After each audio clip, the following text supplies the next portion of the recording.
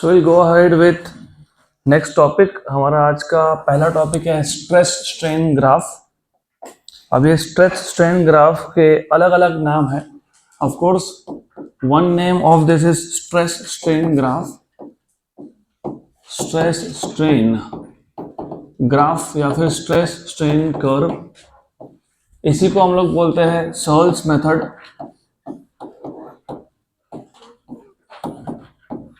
सर्ल्स method, इसी को हम लोग बोलते हैं behaviour of metal wire under increasing load. Behaviour of metal wire under increasing load. Behaviour of metal wire under increasing load. Under increasing load, तो as the name implies हमको एक metal wire का बिहेवियर का study करना है under increasing load. Load मतलब तुम wire पे वेट बढ़ाते जाओगे, and when you increase weight on the wire, how does the wire respond to the increasing weight will be studied under this topic, hence it is known as behaviour of metal wire under increasing load. तो behaviour of metal wire under increasing load बहुत simple सा method है, बहुत interesting भी है, क्योंकि हम लोगों को ऐसा लगता है कि हमने एक वायर लिया, वायर पे हमने वेट लगाया, तो उसका लेंथ बढ़ा, हमने और वेट बढ़ाया, थोड़ा लेंथ और बढ़ा, और हमने और वेट बढ़ाया और मेटल वायर टूट गया। तो वायर कभी भी डायरेक्टली टूटता नहीं है। वायर टूटने से पहले आपको अलग अलग टाइम पे सिग्नल्स देता है कि अभी वेट बढ़ाना बंद करो, otherwise I will break down. तो now we will study what is happening inside the wire. जब आप वेट बढ़ाओगे तो वायर के अंदर क्या हो रहा है उसका स्टडी है ये। तो एज आई से स्ट्रेस स्ट्रेन ग्राफ, जब तुम लोड बढ़ाते हो मतलब तुम डिफॉर्मिंग फोर्स बढ़ा रहे हो, अप्लाइड फोर्स बढ़ा रहे हो ना।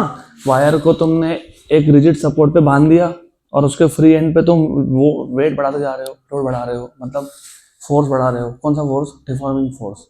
And what is deforming force per unit area? Stress. तो तुम स्ट्रेस बढ़ा रहे हो। वेरी ऑब्वियस, जितना ज्यादा लोड लगाओगे उतना ज्यादा क्या होगा? एक्सटेंशन होगा, इलॉन्गेशन होगा, चेंज इन लेंथ होगा। जितना ज्यादा चेंज इन लेंथ होगा उतना ज्यादा क्या होगा? स्ट्रेन। तो हम क्या करने वाले हैं इस पूरे एक्सपेरिमेंटल सेटअप में? लोड बढ़ाते जाएंगे और स्ट्रेन मेजर करते जाएंगे, मतलब स्ट्रेस बढ़ाएंगे और स्ट्रेन मेजर करेंगे, स्ट्रेस बढ़ाएंगे स्ट्रेन मेजर करेंगे, स्ट्रेस बढ़ाएंगे स्ट्रेन मेजर करेंगे, और एक ग्राफ बना देंगे। इसको क्या बोलते हो? Stress strain graph. तो लेट अस सी, और बहुत सिंपल सा एक्सपेरिमेंटल सेटअप है, थ्योरी भी बहुत सिंपल है इसका। तो what you have is, let us से हमारे पास दो वायर है। अब दो वायर क्यों बताता हूं मैं, एक्चुअली तो हमको एक ही वायर पे लोड बढ़ाना है। तो एक वायर यहाँ पे है और एक वायर उसके बाजू में है, initially of the same length of the same material. ये दोनों का मटेरियल तो सेम है, इनिशियल लेंथ भी सेम है। गुड। अब दोनों पे मैंने इनिशियली सेम लोड भी लगा दिया, इनिशियली सेम लोड लगा दिया। इस पे जितना लोड था उतना ही लोड इस पे भी है, सेम लोड, राइट। अब दो वायर क्यों है? दो वायर इसलिए है, दोनों में से एक वायर पे मैं लोड बढ़ाऊंगा तो जिस पे मैं लोड इंक्रीज करूंगा उसका लेंथ क्या होगा? इंक्रीज होगा। अब एग्जैक्टली कितना लेंथ इंक्रीज हुआ वो मेजर कैसे करोगे? वो इन कंपैरिजन होता है कभी भी। अगर मेरे पास दो वायर थे तो मैं बोल सकता हूँ ना, मैंने लोड बढ़ाया, तब मैं बोल सकता हूँ देखो ये 10 मीटर का वायर था, ये भी 10 मीटर का वायर था, अभी लोड बढ़ा दिया, अभी हो गया 10.1।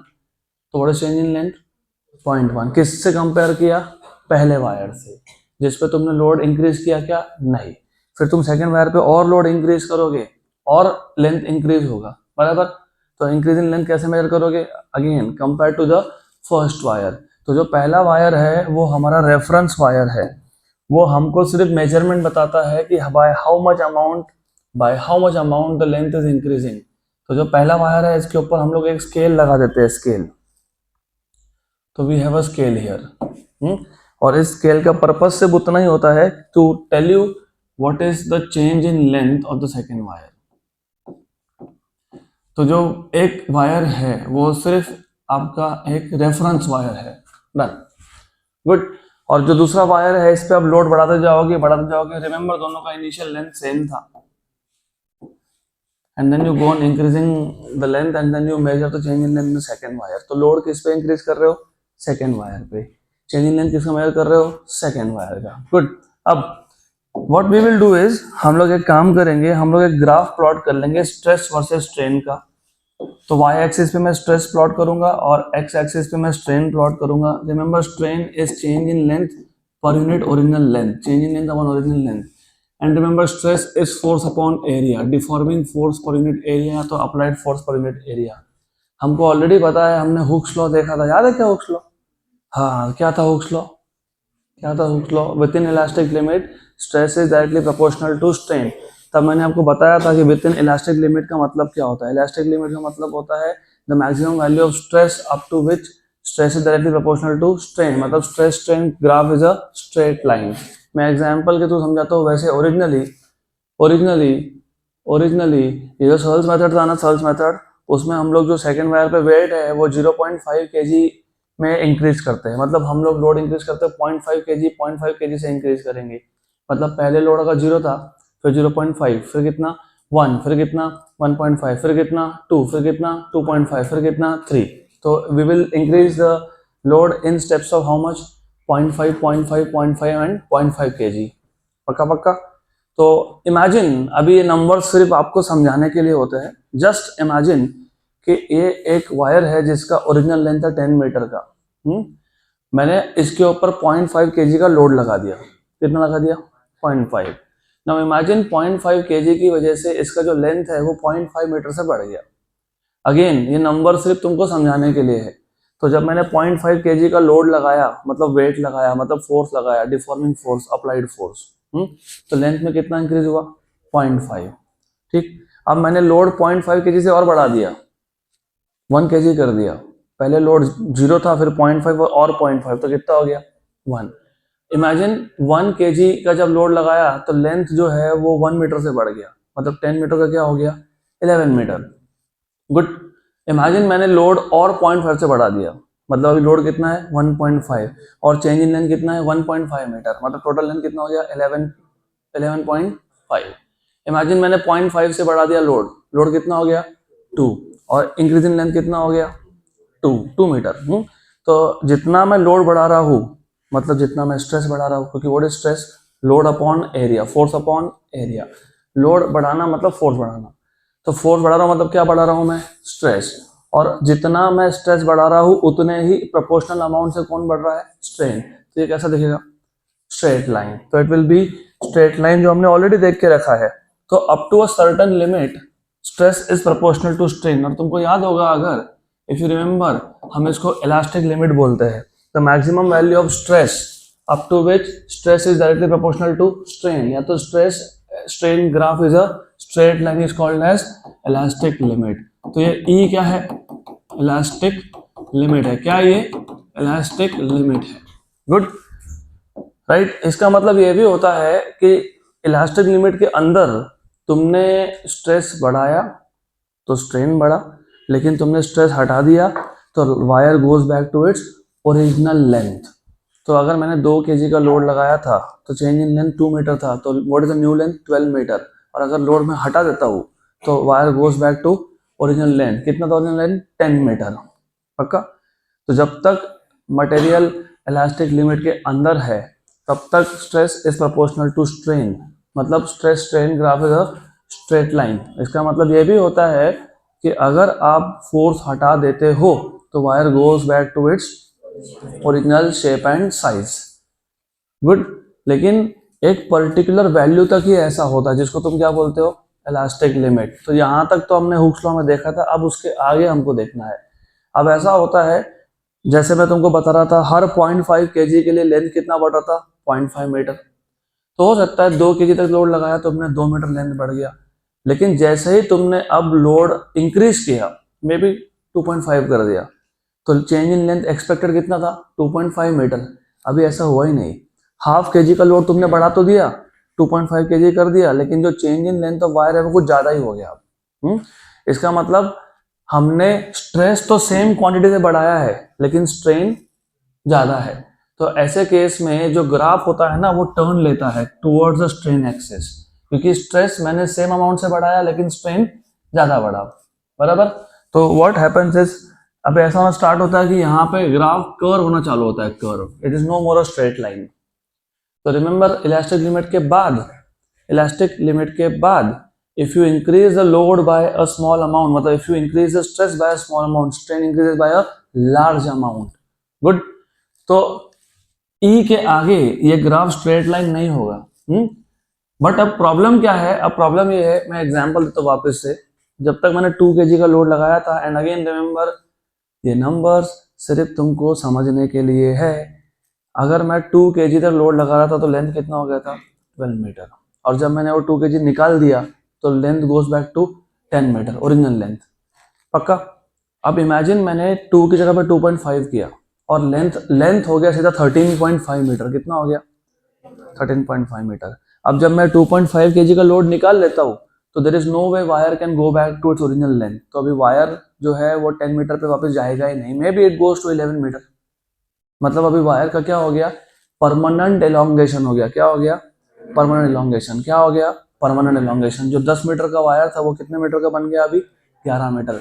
मतलब अब ऐसा है कि जो डिफॉर्मेशन आया वायर में, डिफॉर्मेशन मतलब चेंज इन लेंथ, वो अभी परमानेंट हो गया। क्या हो गया, क्या हो गया, परमानेंट। क्या हो गया, परमानेंट, राइट। और the wire is set to its new length, wire is set to its new length. तो अभी परमानेंटली वायर का लेंथ कितना हो गया, 11 मीटर। अभी वापस 10 मीटर होगा क्या, नहीं। तो wire is set to its new length, wire is set to its, याद रखना ये word, set to its new length. लेकिन वायर का अभी भी इलास्टिक नेचर गया नहीं है। मतलब अभी 11 मीटर का वायर हो गया, मैंने लोड लगाया सपोज फॉर एग्जांपल 0.5 मीटर का लोड लगाया, 0.5 kg का लोड लगाया, तो 11 मीटर से वापस वो बढ़ के कितना हो गया, 11.5। और मैंने 0.5 निकाल दिया लोड, तो वापस कहाँ गया, 11 मीटर। फिर मैंने 1 kg का लोड लगाया तो लेंथ कितना हो गया, 12 मीटर। 1 kg निकाले तो वापस क्या हो गया, 11 मीटर। मतलब वायर परमानेंटली इलोंगेट तो हो गया, लेकिन वायर का इलास्टिक नेचर गया क्या, नहीं, वो तो अभी भी है। इसको बोलते हैं सेट। क्या बोलते हैं, सेट। तो परमानेंट डिफॉर्मेशन को क्या बोलते हैं, सेट। तो wire is now set to a new elastic limit. तो ये जो ई डैश पॉइंट है इसको हम लोग बोलते हैं न्यू इलास्टिक लिमिट। क्या बोलते हैं, न्यू इलास्टिक लिमिट।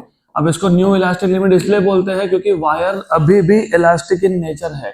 सिर्फ हुआ ये कि वायर का जो लेंथ है वो परमानेंटली इंक्रीज हो गया, लेकिन वायर का इलास्टिक प्रॉपर्टी अभी भी उसके साथ है, इसलिए इसको बोलते हैं न्यू इलास्टिक लिमिट। और अगर मैं वापस से new length of the wire पे लोड लगाऊ निकाल दूं, लोड लगाऊ निकाल दूं, तो wire goes back to its new length. इसका मतलब अभी भी ये जो ग्राफ होगा ये लीनियर होगा। क्या होगा, लीनियर होगा, करेक्ट। सिर्फ अभी जहां पे वो ओ से स्टार्ट होके ई तक ज्यादा लीनियर, अभी एस से ई तक होगा, ई डैश तक होगा लीनियर। इसको बोलते हैं सेट। क्या बोलते हैं इसको, सेट। तो O S is permanent deformation, permanent deformation. Wire is permanently set to its new length, और इसी को बोलते हो सेट। क्या बोलते हो, सेट। पक्का, गुड, श्योर श्योर, 100%। तो अब तक का स्टोरी ये था। अब तक हम शुरू किए थे 10 मीटर लॉन्ग वायर से, हमने लोड लगाया, लोड निकाल दिया, wire goes back to its original length. हमने लोड इंक्रीज किया तो जो चेंज इन लेंथ है, स्ट्रेन है, वो भी प्रोपोर्शनली इंक्रीज हुआ एक पर्टिकुलर वैल्यू तक, जिसको हम लोग बोलते हैं इलास्टिक लिमिट। क्या बोलते हैं, इलास्टिक लिमिट। फिर एक स्ट्रेस की वैल्यू के बाद, स्ट्रेस और स्ट्रेन ग्राफ स्ट्रेट लाइन नहीं होता है, इट स्टार्ट्स कर्विंग। मतलब मैंने लोड तो कम अमाउंट से इंक्रीज किया था, लेकिन स्ट्रेस कम अमाउंट से इंक्रीज किया था, लेकिन स्ट्रेन कुछ ज्यादा ही बढ़ गया। और जब तुम वो लोड मतलब वो स्ट्रेस निकाल लेते हो तो wire does not go back to its original length, it is permanently set to a new length. इसको बोलते हैं सेट, या फिर बोलते हैं परमानेंट डिफॉर्मेशन। लेकिन वायर ने अपना इलास्टिक नेचर अभी तक छोड़ा नहीं है, वो इलास्टिक ही है, it is still elastic in nature. पक्का पक्का, good good, sure sure. Then इसके बाद क्या होता है, इसके बाद ऐसा होता है कि तुम अब स्ट्रेस की वैल्यू बढ़ा ही नहीं रहे हो। और बहुत बार तुम नोटिस करोगे ऐसा होता है, हमने एक वायर पे एक लोड लगा के छोड़ दिया, अभी हम लोड बढ़ा नहीं रहे, लेकिन कुछ टाइम के बाद अपने आप ही वायर का लेंथ बढ़ते जाता है, बढ़ते जाता है, बढ़ते जाता है। तो हमने अब ई डैश पॉइंट के बाद स्ट्रेस बढ़ाया क्या, नहीं, लेकिन स्ट्रेन बढ़ते गया क्या, हाँ। तो we do not increase load, but the change in length, मतलब the length of the wire goes on increasing on its own. तो इसके बाद हमने स्ट्रेस की वैल्यू बढ़ाई क्या? नहीं। तो जो ग्राफ है ऊपर की तरफ जाएगा क्या? नहीं, क्योंकि स्ट्रेस बढ़ रहा है क्या? नहीं। स्ट्रेस चेंज हो रहा है क्या? नहीं। अगर मैं वाई एक्सिस की वैल्यू बढ़ाऊंगा नहीं तो ग्राफ वाई एक्सिस की तरफ जाएगा क्या? नहीं। तो वो किसकी तरफ जाएगा? X axis. यहाँ पे एक्स एक्सिस कौन है? स्ट्रेन है। कौन है यहाँ पे? स्ट्रेन। तो इसके बाद ऐसा होता है, without change in the value of stress the strain increases on its own.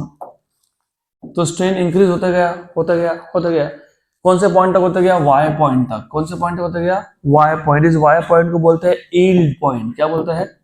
Yield point. क्या बोलते हैं इसको? Yield point. और ये जो ई डैश से वाई तक का जो डिस्टेंस है इसको बोलते हैं प्लास्टिक फ्लो। क्या बोलते हैं? Plastic flow. अभी इसको प्लास्टिक क्यों बोलते हैं? नंबर 1, क्योंकि यहाँ पे ये इलास्टिक नेचर नहीं है। इलास्टिक नेचर होता तो लोड बढ़ाने के बाद ही लेंथ बढ़ता। हमने लोड बढ़ाया क्या? नहीं। लेंथ बढ़ते गया क्या? हाँ।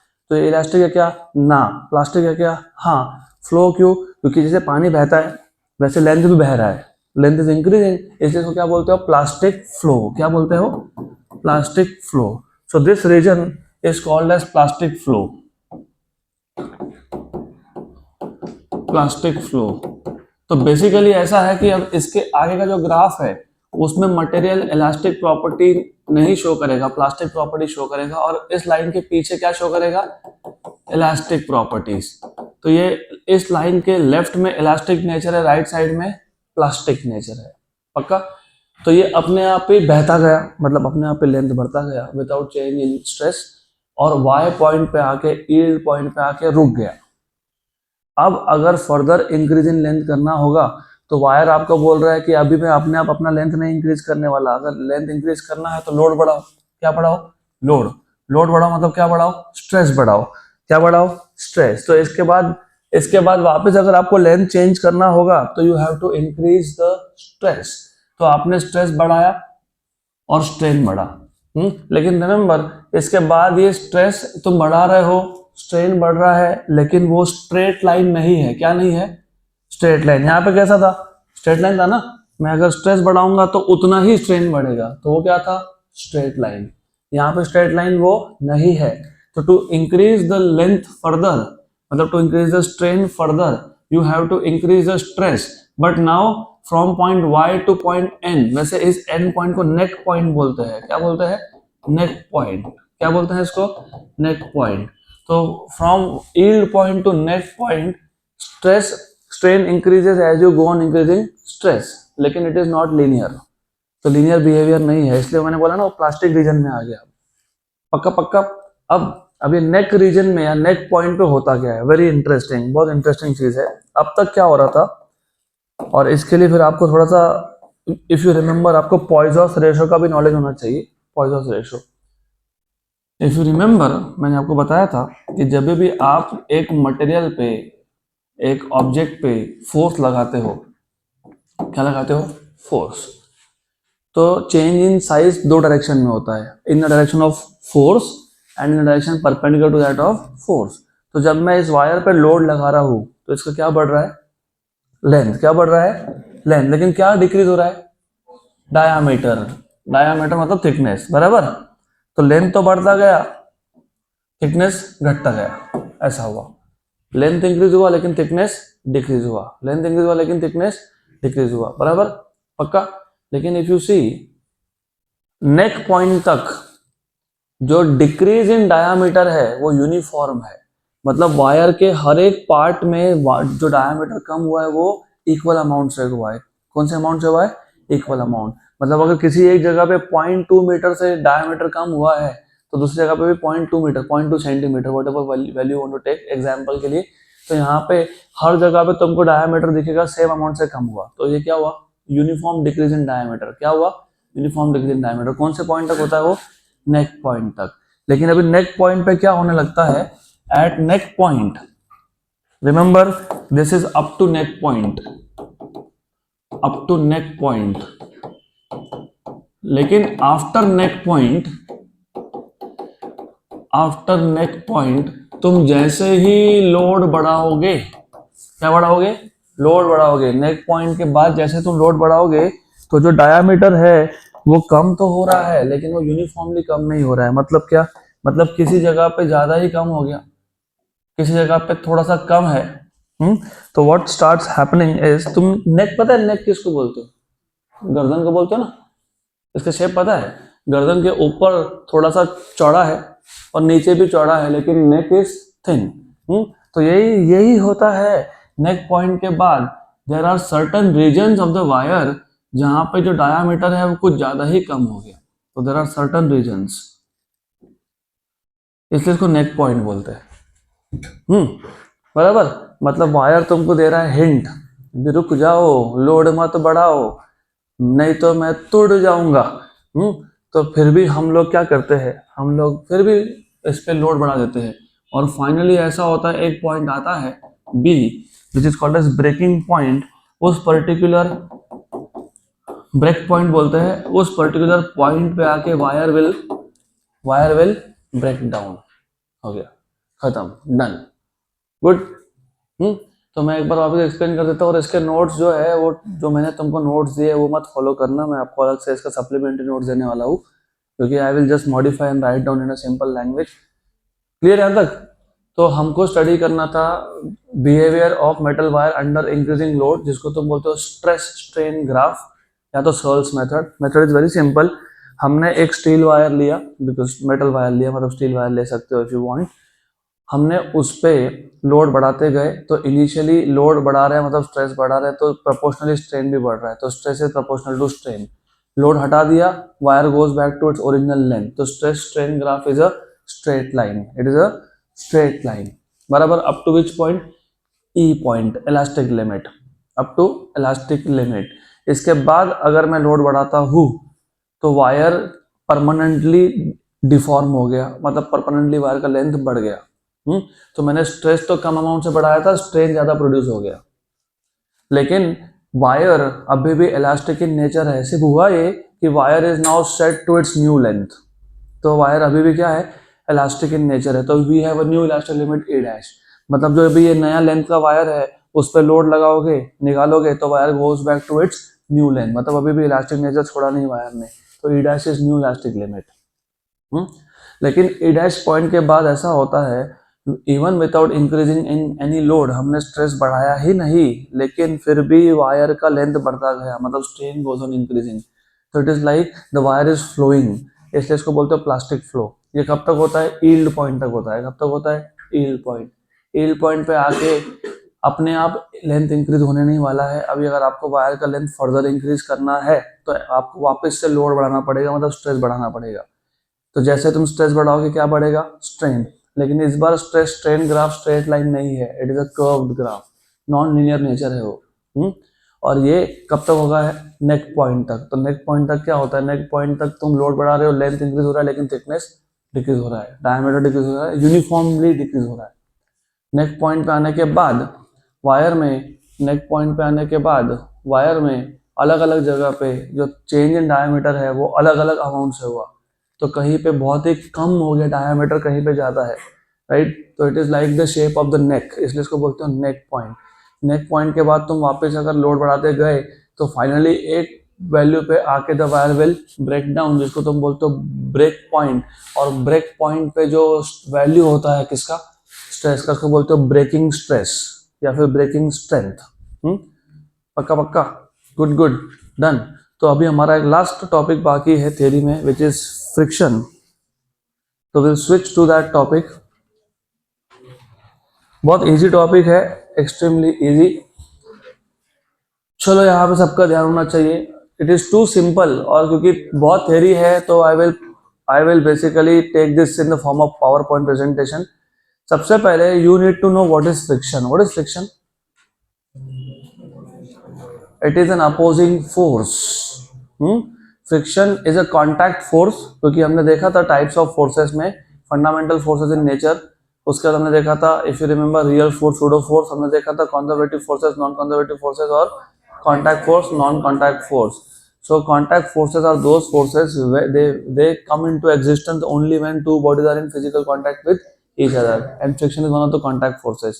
Friction is a contact force, yes, लेकिन friction is also opposing force, ये याद रखना।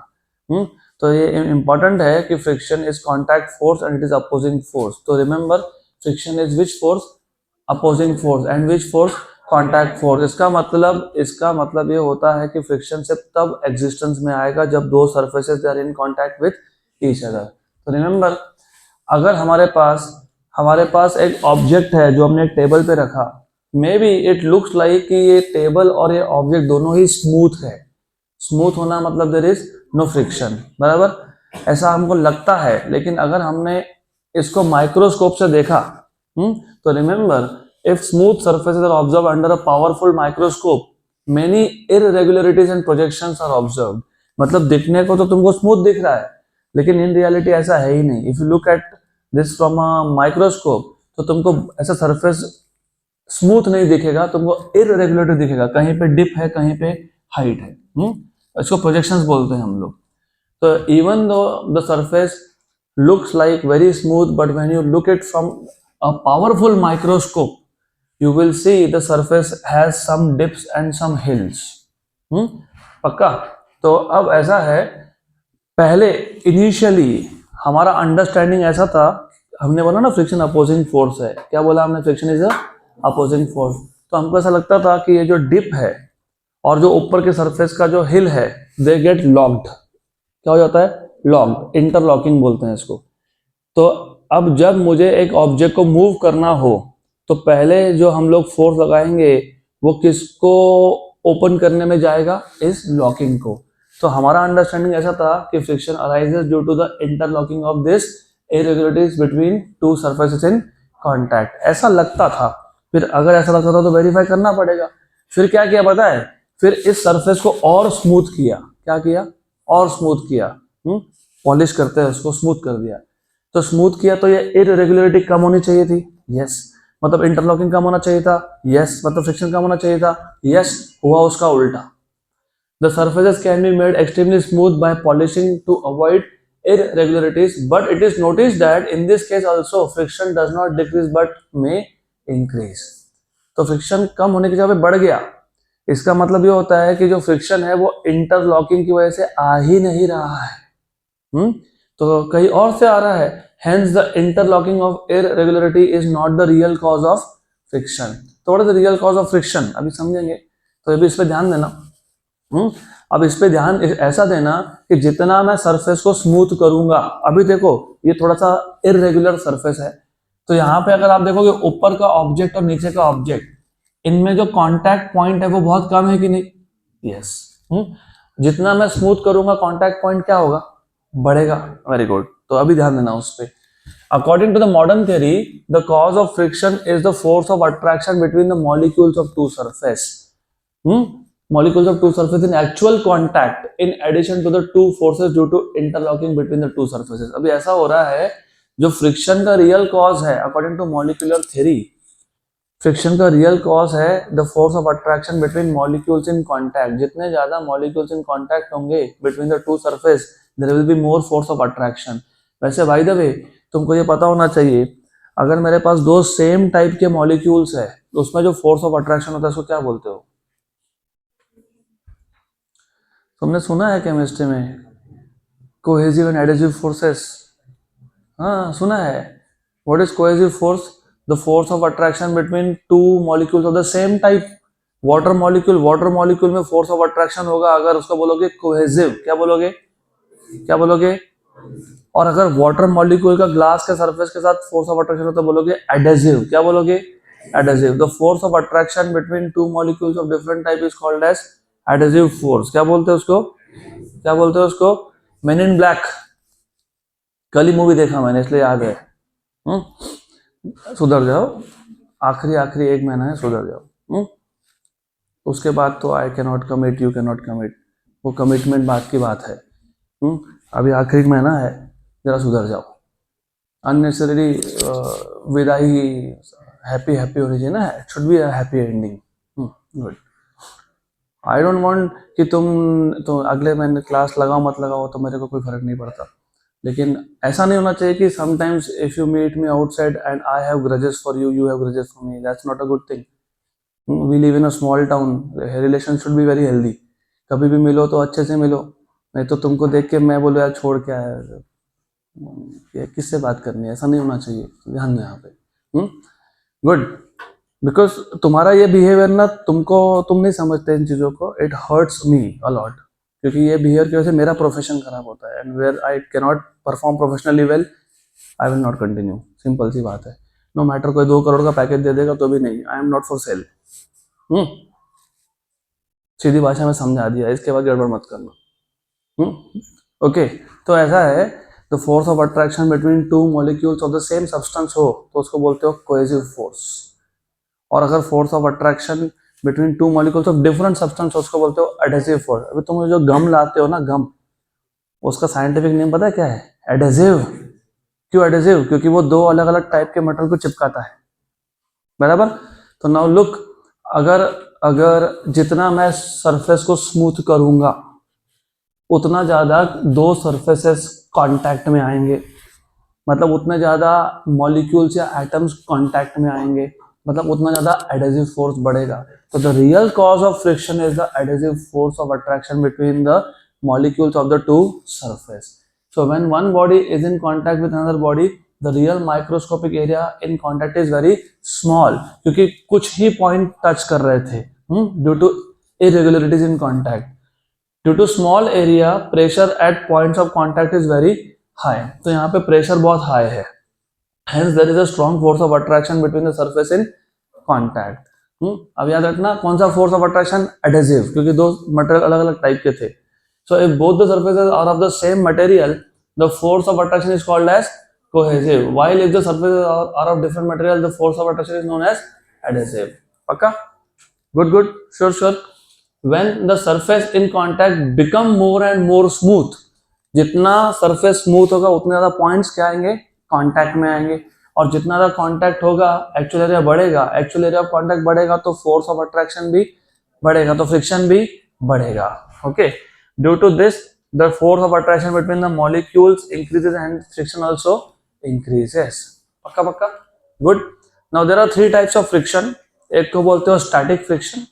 Actually 2 ही टाइप है, एक है static friction, एक है kinetic friction. Kinetic friction का और एक नाम है dynamic friction. क्या नाम है? तो कितने टाइप के फ्रिक्शन है एक्चुअली? 2, स्टैटिक एंड डायनामिक, मतलब काइनेटिक। स्टैटिक फ्रिक्शन की मैक्सिमम वैल्यू को हम लोग बोलते हैं लिमिटिंग फ्रिक्शन। क्या बोलते हैं? इसलिए बहुत सारे बुक्स में आपको टाइप्स ऑफ फ्रिक्शन में 3 टाइप बताते हैं, स्टैटिक, लिमिटिंग एंड काइनेटिक। तो पहला है static friction. Suppose a wooden block is placed on a horizontal surface, एक हॉरिजॉन्टल सरफेस पे हमने एक वुडन ब्लॉक रख दिया and a small horizontal force is applied to it. तो यहाँ पे एक स्मॉल हॉरिजॉन्टल फोर्स लगा दिया हमने। तो ये एक वुडन ब्लॉक है, ये एक सरफेस है, उस पे हमने क्या लगा दिया? फोर्स। किस पे? वुडन ब्लॉक पे। लेकिन ब्लॉक मूव ही नहीं हुआ, हमने और फोर्स लगाया, ब्लॉक मूव नहीं हुआ।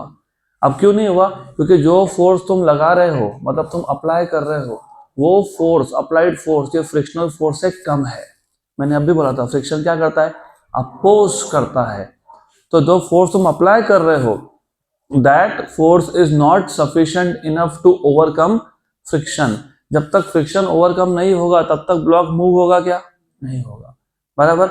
तो इस केस में ब्लॉक स्टैटिक है कि मूविंग है? स्टैटिक है। तो इस केस में जो फ्रिक्शन है उसको क्या बोलते हो? Static friction. So suppose a wooden block is placed on a horizontal surface and a small force F is applied to it. The block does not move with this force as it cannot overcome the frictional force between the block and the horizontal surface. In this case, the force of static friction is equal to applied force and balances it. जितना तुमने force लगाया है उतना ही क्या है? Static friction है। क्या है? स्टैटिक फ्रिक्शन है। Remember, simple. The frictional force which balances applied force when the body is static is called as force of static friction. Static friction prevents the sliding motion. तो वो object को slide होने देता ही नहीं है। Remember, हमने force apply किया तो body still not moving. Body move नहीं होने का रीजन था कि जितना फोर्स हमने लगाया है उतना फोर्स सफिशिएंट नहीं है फ्रिक्शन को ओवरकम करने में। मतलब यहाँ पे फ्रिक्शनल फोर्स की वैल्यू जो है, फ्रिक्शनल फोर्स जो है, उसने अप्लाइड फोर्स को क्या कर दिया? बैलेंस कर दिया। और रिमेंबर अप्लाइड फोर्स अगर टू द राइट है तो frictional force to the left है, तो इसलिए यहाँ पे बोला है कि frictional force balances the applied force. Clear यहाँ तक? पक्का पक्का, श्योर श्योर, गुड गुड, 100%। अब देखो ऐसा है, हम इस अप्लाइड फोर्स को बढ़ाते गए बढ़ाते गए बढ़ाते गए बढ़ाते गए और एक सर्टन स्टेज पे क्या होगा, फाइनली ब्लॉक क्या होगा, जस्ट मूव होगा। क्या होगा? जस्ट मूव होगा। वो है maximum value of static friction. क्या है वो? Maximum value of static friction, उसको बोलते हैं लिमिटिंग फ्रिक्शन। तो लिमिटिंग फ्रिक्शन, ये याद रखना, ये फ्रिक्शनल फोर्स की वैल्यू है जब ऑब्जेक्ट जस्ट मूव हुआ। क्या हुआ?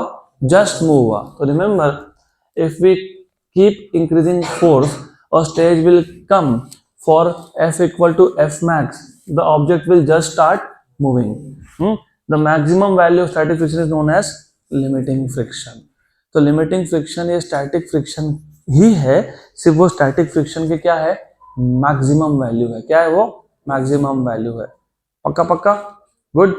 अब हमको देखना है लॉज ऑफ स्टैटिक फ्रिक्शन। कुछ नहीं, बहुत सिंपल है। लॉज ऑफ स्टैटिक फ्रिक्शन में मतलब स्टैटिक फ्रिक्शन कौन से लॉ को ओबे करता है? Number 1, the limiting force of static friction is directly proportional to normal reaction between the two surface in contact. Normal reaction अगर आपको याद होगा, नहीं याद हो तो बता देता हूं मैं, कोई बात नहीं। I will just tell you now. For example, एक बुक दे दो मेरे को, वहां से चलेगा, कोई भी एक बुक दे दो। अब फॉर एग्जाम्पल ये वो सरफेस है और मेरे पास एक ऑब्जेक्ट है। ऑब्जेक्ट का वेट क्या होता है? डाउनवर्ड एक्शन सरफेस पे mg, और सरफेस क्या करता है? रिएक्शन कहाँ करता है? ऊपर। तो ये सरफेस ने इस पे क्या लगाया? Normal reaction, right. तो नॉर्मल रिएक्शन और एक्शन दोनों they are equal in magnitude but opposite in, बराबर। तो नॉर्मल रिएक्शन की वैल्यू इक्वल टू क्या होगी? mg। क्या होगी? क्या होगी? mg, बराबर। पक्का समझा अच्छे से? तो मुझे अभी, मैं किसी को भी रैंडमली पूछूंगा, मुझे आप बताओगे कि आपका नॉर्मल रिएक्शन का वैल्यू कितना है? आपका कितना है? हाँ, तो मैं तुम्हारा वेट ही तो पूछ रहा हूँ, तुम्हारा वेट ही तो पूछ रहा हूँ मैं, कितना है? अरे वेट की वैल्यू नहीं पता, वजन नहीं करते खुद का। 50, 55, ओके। तो जब भी नॉर्मल रिएक्शन की वैल्यू पूछी जाएगी, रिमेंबर, जब एक ऑब्जेक्ट एक हॉरिजॉन्टल सरफेस पे हो तो उसका वेट mg डाउनवर्ड होता है और वो सरफेस उस पर क्या लगाता है? नॉर्मल रिएक्शन हॉरिजॉन्टल सरफेस पे। ये काम की चीज है बहुत। तो जो फोर्स ऑफ लिमिटिंग फ्रिक्शन है या static friction, it is directly proportional to normal reaction. What is normal reaction acting on you? वापस से मैन इन ब्लैक। आगे आके बैठो तुम, आगे आओ, आगे आओ। कुछ स्टूडेंट्स ऐसे होते हैं ना, those who are very talented, लेकिन उनको खुद को नहीं पता। You are one of them. You can really do well, तुम ध्यान दोगे तो, ऑफ कोर्स। गुड।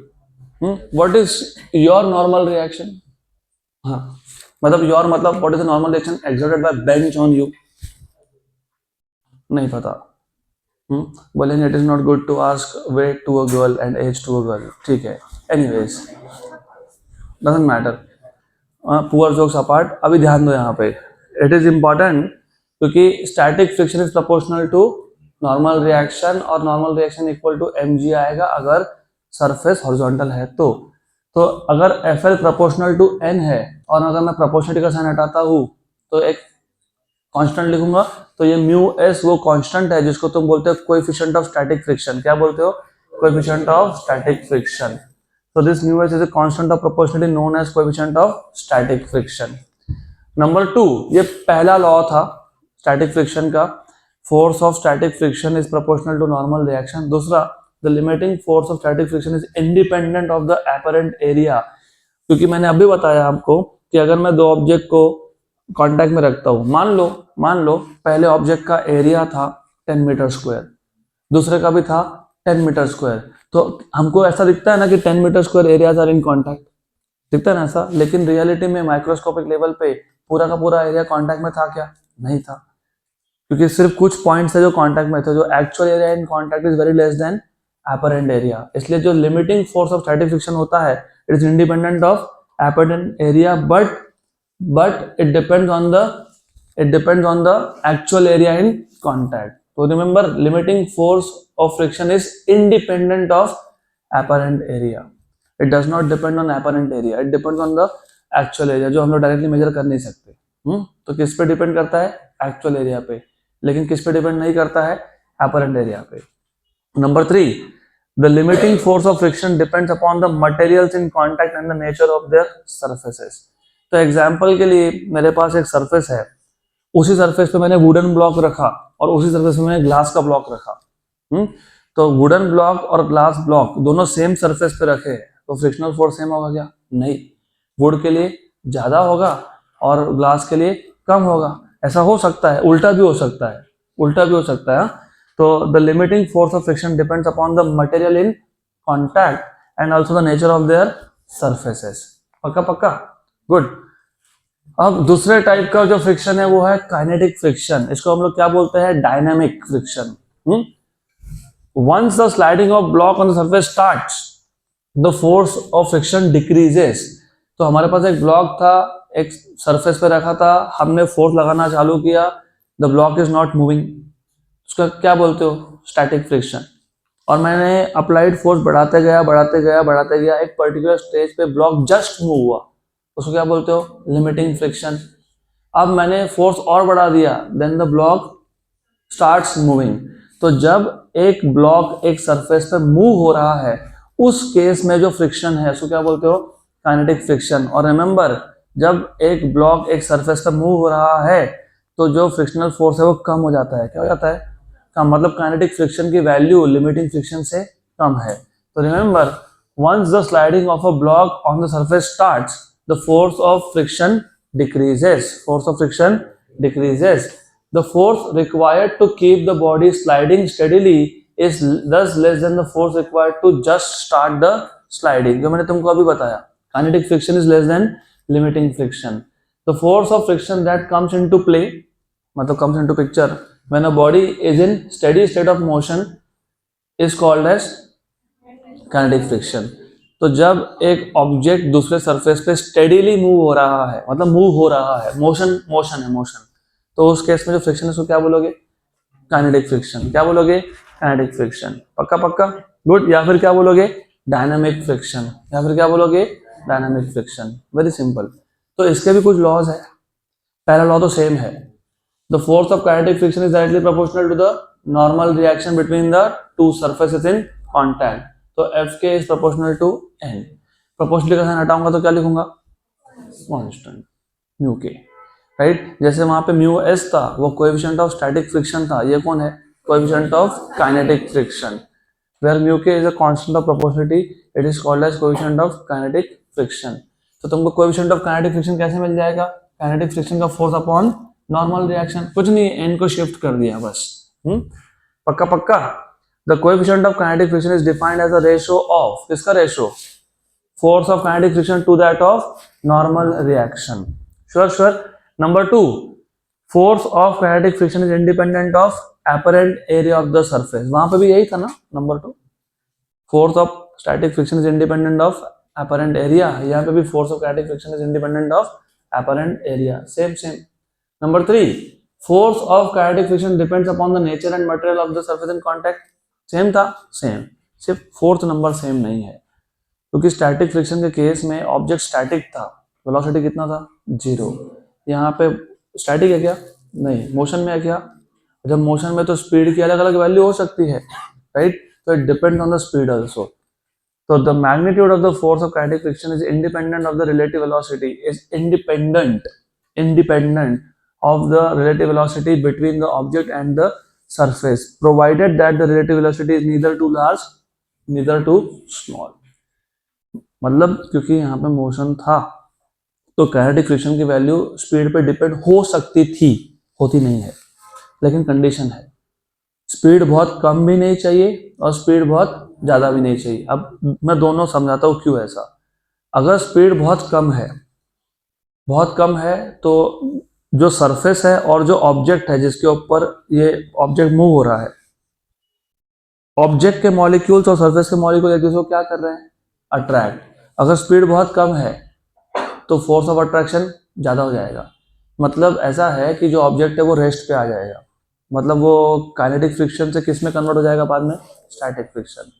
तो अगर स्पीड बहुत कम रही तो उस केस में देयर आर चांसेस कि object will come to rest. और स्पीड बहुत ज़्यादा रही, तुमको पता है क्या होता है, स्पीड बहुत ज़्यादा रही अगर, तो वो जो ऑब्जेक्ट है ना वो सरफेस का कांटेक्ट छोड़ देता है। छोड़ देता है वो। इफ यू हैव सीन किसी रेसिंग ट्रैक को तुमने देखा होगा, तो गाड़ी चलते चलते अचानक से रोड से कांटेक्ट छोड़ देता है क्योंकि स्पीड बहुत बढ़ गया।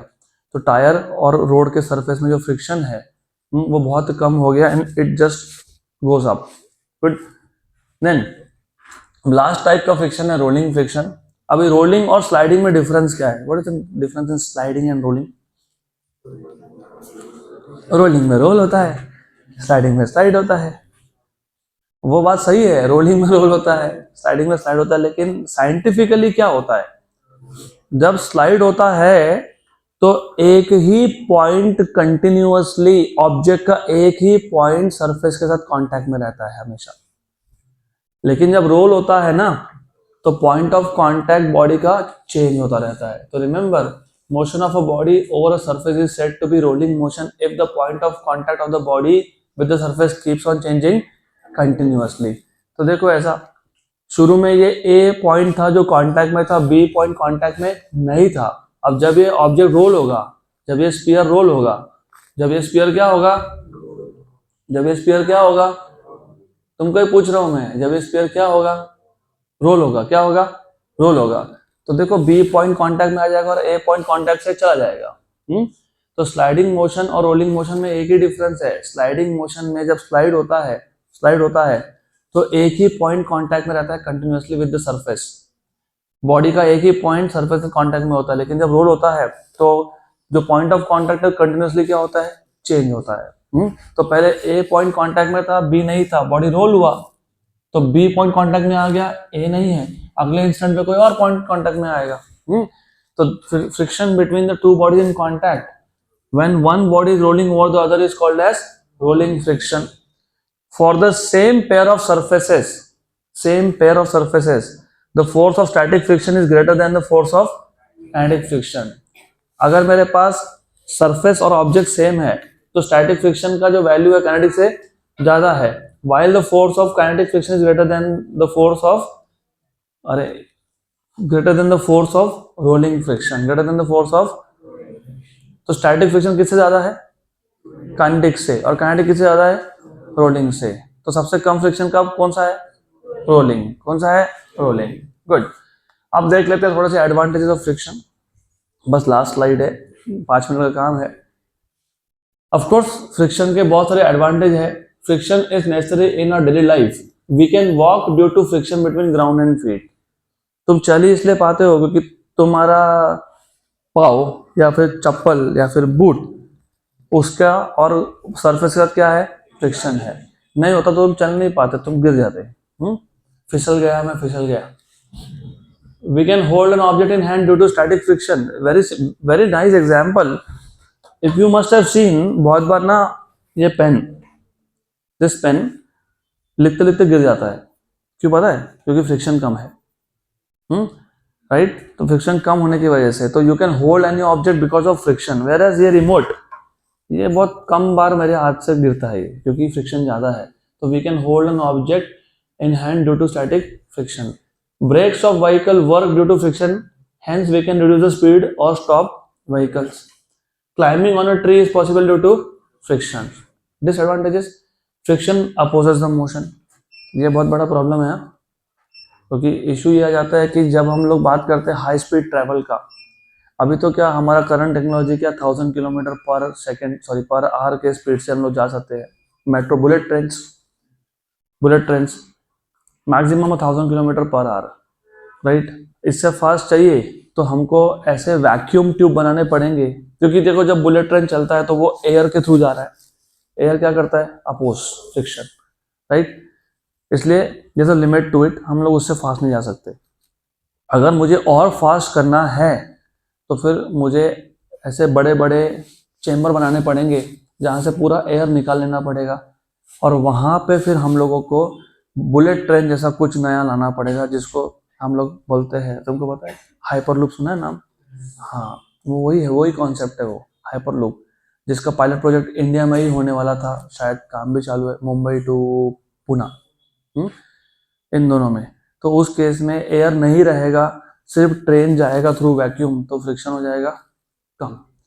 Friction produces heat in different parts of machine, it also produces noise. Automobile engine consume more fuel due to friction, तो फ्रिक्शन की वजह से थोड़ा फ्यूल कंजम्पशन भी बढ़ गया। Method of reducing friction, how do reduce friction? तुमको पता है गाड़ी में तुम टाइम टू टाइम तुमको बोलते हैं इंजन ऑयल चेंज करो, क्यों? क्योंकि नहीं चेंज करोगे तो फ्रिक्शन बढ़ जाएगा। मैकेनिकल पार्ट्स जब होते हैं ना, जब क्योंकि इंजन में there are mechanical parts, they are in contact with each other, and when two surfaces are in contact with each other there is friction. अगर तुम फ्रिक्शन को कम करना चाहते हो तो तुमको टाइम टू टाइम लुब्रिकेंट्स या फिर ऑयल या फिर ग्रीस यूज करना पड़ेगा, या फिर use of ball bearings, right, converts kinetic friction into rolling friction, क्योंकि रोलिंग फ्रिक्शन की वैल्यू क्या थी? कम थी ना, कम। Good, so that's it for today.